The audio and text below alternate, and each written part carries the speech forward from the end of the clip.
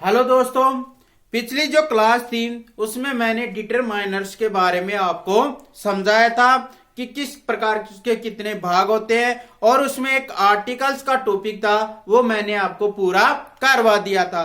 आज हम पढ़ेंगे डिटरमाइनर्स का बहुत ही महत्वपूर्ण क्वांटिटेटिव डिटरमाइनर्स।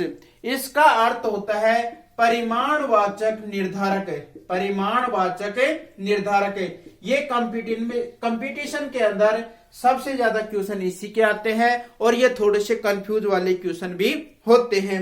अब परिमाणवाचक निर्धारक में कौन कौन होते हैं उसमें आता है तो सम का प्रयोग, एनी का प्रयोग, मैनी का प्रयोग, मच का प्रयोग, लेस का प्रयोग, ए लिटिल का प्रयोग, ए लिटिल का प्रयोग और द लिटिल का प्रयोग। इस प्रकार से ये सभी क्वांटिटी डिटरमाइनर्स का निर्धारक करते हैं। Some, any, many, much, more, little, a little, the little का प्रयोग यहाँ पर किया जाता है। ये किसके अंदर आते हैं? परिमाणवाचक, यानी किसी भी नाउन का क्या दर्शाए? परिमाणवाचक दर्शाए, उसको ही क्वांटिटेटिव डिटरमाइनर्स कहते हैं। अब इसमें बहुत ही महत्वपूर्ण टॉपिक है, वो है सम और एनी का प्रयोग। सम और एनी का प्रयोग। अब सम का प्रयोग भी कुछ या कोई होता है। सम का प्रयोग अर्थ भी क्या होता है? कुछ या कोई। और जो एनी है उसका भी अर्थ होता है कुछ या कोई। दोनों का अर्थ सेम होता है, लेकिन जो यूज होते हैं वो अलग अलग तरीके से किया जाता है। सम का प्रयोग होता है अनकाउंटेबल नाउन के सकारात्मक के साथ। अनकाउंटेबल जो नाउन होते हैं उसका जो पॉजिटिव होता है, सकारात्मक अर्थ होता है, उसके लिए किसका प्रयोग किया जाता है? सम का प्रयोग किया जाता है। जैसे क्वेश्चन आ गया, I want sugar, I want sugar. अब यहां पर जो सुगर है वो क्या है? अनकाउंटेबल। जो सुगर है वो किसमें है? अनकाउंटेबल है। अब जो अनकाउंटेबल सकारात्मक है वहां पर किसका प्रयोग किया जाएगा? सम का प्रयोग किया जाएगा। क्लियर? तो सम का प्रयोग अनकाउंटेबल के सकारात्मक के लिए किया जाता है। और जो एनी होता है उसका अर्थ भी क्या होता है? कुछ या कोई होता है। क्लियर? अब इसका प्रयोग नेगेटिव या इंट्रोगेटिव दोनों में, नेगेटिव हो चाहे इंट्रोगेटिव हो, उसमें भी काउंटेबल हो चाहे अनकाउंटेबल हो, दोनों नेगेटिव हो, इंट्रोगेटिव हो, काउंटेबल और अनकाउंटेबल हो, उन सभी के साथ एनी का प्रयोग किया जाता है। जैसे मान लो क्वेश्चन आ गया, I don't want any sugar.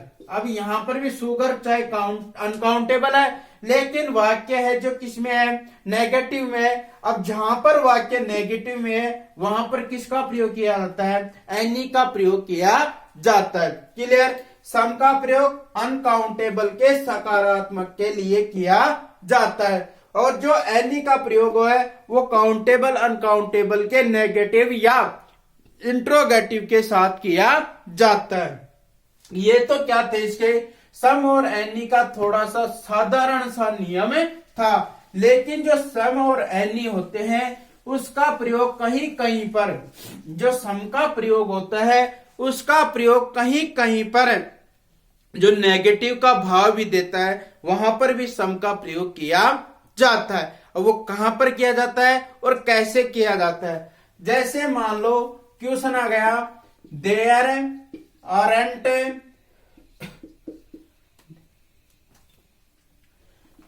Books on the table. एक क्वेश्चन ये आ गया आपके पास कि there aren't space books on the table. एक क्वेश्चन ये आ गया आपके पास कि can you land me money. एक क्वेश्चन ये आ गया। एक क्वेश्चन आ गया, will you please give me space butter. एक क्वेश्चन ये आ गया। There aren't any space books on the table हो गया, can you land me space money हो गया, will you please give me space butter हो गया। अब कहां पर सम का प्रयोग, चाहे इंट्रोगेटिव हो चाहे नेगेटिव हो, वहां पर सम का प्रयोग भी होगा। मान लो वाक्य के अंदर अपेक्षित उत्तर हाँ में हो या सकारात्मक में हो। कोई भी वाक्य होता है उसमें अगर अपेक्षित उत्तर सकारात्मक या हाँ में हो तो चाहे इंट्रोगेटिव हो चाहे नेगेटिव हो, उसमें सम का प्रयोग किया जाएगा। आई बात समझे? किसी भी वाक्य में यदि अपेक्षित उत्तर हाँ या सकारात्मक में हो तो सम का प्रयोग किया जाता है। और यदि वाक्य में प्लीज या ऑफर का भाव उत्पन्न हो रहा हो, प्लीज और ऑफर का भाव उत्पन्न हो रहा हो तो भी सम का प्रयोग किया जाता है। वाक्य के अंदर अपेक्षित उत्तर हाँ के अंदर हो या सकारात्मक हो, सम का प्रयोग किया जाता है। प्लीज और ऑफर का भाव उत्पन्न होने पर भी सम का प्रयोग किया जाता है। और यदि वाक्य में ना का या नकारात्मक का भाव उत्पन्न हो रहा हो तो एनी का प्रयोग किया जाता है। क्लियर? अब क्वेश्चन है there aren't books on the table. अब इसमें उत्तर का कोई अपेक्षित उत्तर नहीं आ रहा है, तो अपेक्षित उत्तर नहीं आ रहा है, नेगेटिव है, तो यहां पर किसका प्रयोग कर दोगे? एनी का प्रयोग कर देंगे। सेकंड क्वेश्चन है can you land me space money, कि आप मुझे थोड़ा सा धन उधार दे सकते हो। तो पैसे मांग रहा है, अपेक्षित उत्तर किसकी संभावना है? हाँ की ज्यादा संभावना है, सकारात्मक का भाव उत्पन्न हो रहा है, तो यहां पर इंट्रोगेटिव होते हुए भी सम का प्रयोग किया जाएगा। तो आई बात समझे? सम और एनी में यही एक डिफरेंस होता है। Will you please give me space butter. अब ऑफर या रिक्वेस्ट का भाव उत्पन्न होने पर भी चाहे वाक्य इंट्रोगेटिव हो चाहे नेगेटिव हो, किसका प्रयोग करेंगे? सम का प्रयोग किया जाएगा। तो अब पता चल गया कि सम का प्रयोग इंट्रोगेटिव होने पर भी सम का प्रयोग किया जाता है। क्लियर? अब एनी का प्रयोग और कहां पर किया जाता है?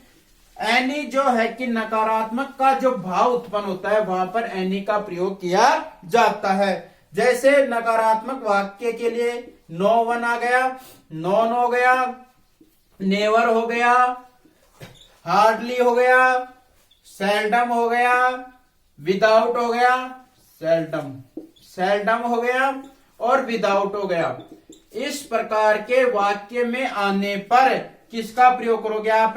एनी का प्रयोग किया जाएगा। ये सभी वाक्य के नकारात्मक को दर्शाते हैं, इसलिए ऐसे वाक्य में आने पर ये जो वर्ड्स हैं ये वाक्य में आने पर एनी का प्रयोग किया जाएगा। जैसे क्वेश्चन आ गया they never give us space help. एक क्वेश्चन ये आ गया। एक क्वेश्चन आ गया she reached there without difficulty. ये क्वेश्चन आ गया। तो इस प्रकार के क्वेश्चन में ये किसके भाव है? Non, no one, no, never, hardly, seldom और विदाउट। क्वेश्चन है दे नेवर। अब नेवर जो है वो नेगेटिव को दर्शाता है, और जैसे ये वाक्य के अंदर आ गया तो आप किसका प्रयोग कर सकते हैं? एनी का प्रयोग कर सकते हैं। इसी प्रकार शी रीच्ड देयर विदाउट। अब विदाउट भी किसका होता है?